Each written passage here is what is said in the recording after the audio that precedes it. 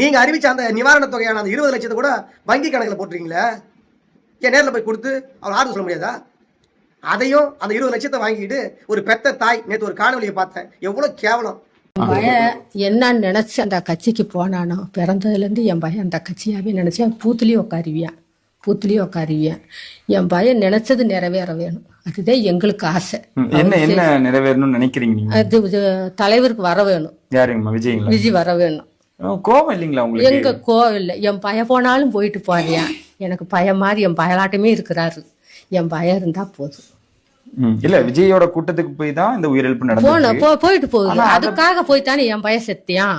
அவருக்காக போய்த்தானே என் பையன் செத்தியான். சரி, அவர் முகத்தை பார்த்தாவே போதும். அன்னைக்கு வீடியோல காமிச்சாரு, எங்களை பாரு பேசுங்கம்மான்னு. எங்களுக்கு பேச வாயே வரல, எது கேட்க கூட எங்களுக்கு சிந்தனை வரல. என் பயலாட்டம் இருக்கவும் நாங்க அழுக கூட எங்களுக்கு வரல. கேவலம் ஒரு 20 லட்சம் ரூபாய்க்கு உன்னுடைய மகன் இருந்திருந்தா அந்த 20 லட்சத்தை சம்பாதிச்சு அதுக்கு மேல சம்பாதிச்சு கொடுத்துருப்பான்.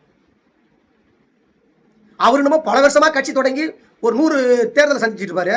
பிறந்ததுல இருந்தே அவர் வந்து பூத்துல போய் உட்கார்ந்தாராம். ஏடா ஒரு ஸ்கிரிப்ட் எழுதி கொடுக்குறீங்க, அதை கூட ஒழுங்கா எழுதி கொடுக்க கூடாதா?